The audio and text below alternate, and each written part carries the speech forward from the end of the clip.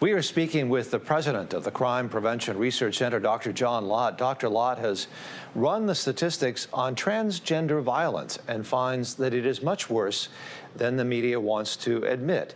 In an op-ed in The Federalist, Lott writes that in 2024, for example, transgender individuals accounted for a share of active shooter attacks that was at least 12 times larger than their share of the population. Yet no one would know this based on mainstream media coverage. Dr. Lott, what's going on? Well, it's really a couple silly statistical errors that the mainstream media is making here that you think anybody would understand. So you just don't go and say, well, they make up 10% of the shooters, so therefore it's rare. You have to adjust for their share of the population. And when you do that, you find, in fact, they have extremely high rates compared to other groups that were there. I mean, if they do 10%, let's say, and they make up 1% of the population, you would say, look, that's 10 times their share of the population. There's something unusual going there. But the media wouldn't look at it that way. They never made adjustments for their share of the population. On top of that, they'd also go and compare these types of attacks to other ones that are completely unrelated. So they'll go and use something from a place called the Gun Violence Archive, which goes and collects their own definition of mass shootings. But 85% or so of their cases are gang fights over drug turf.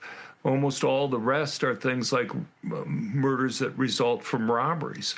And the problem is that it's not that those aren't important, but kind of the causes and solutions for those are very dramatically different than somebody who's just trying to go into some public place to go and shoot up people. It's the reason why the FBI, in its definition of active shootings, goes and excludes things like robberies and gang fights over drug turf, looking at anything from one person being shot at and missed all the way up to a mass public shooting, because they're focusing on the same things that get the media attention. If you have gangs fighting each other over drug turf in Chicago each weekend, that doesn't get national news. What gets national news is if somebody goes into a movie theater or a mall or a restaurant or someplace like that with the sole desire to go and harm people. And that's the types of cases that you're seeing with regard to these transgender attacks.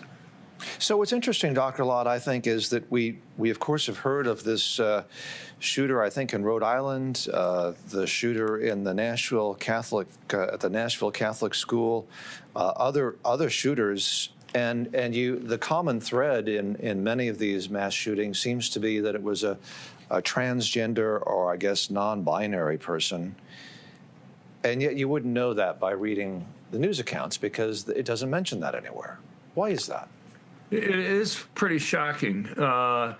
You go and look at the Rhode Island case that you're talking about, and the New York Times, CNN, ABC, NBC.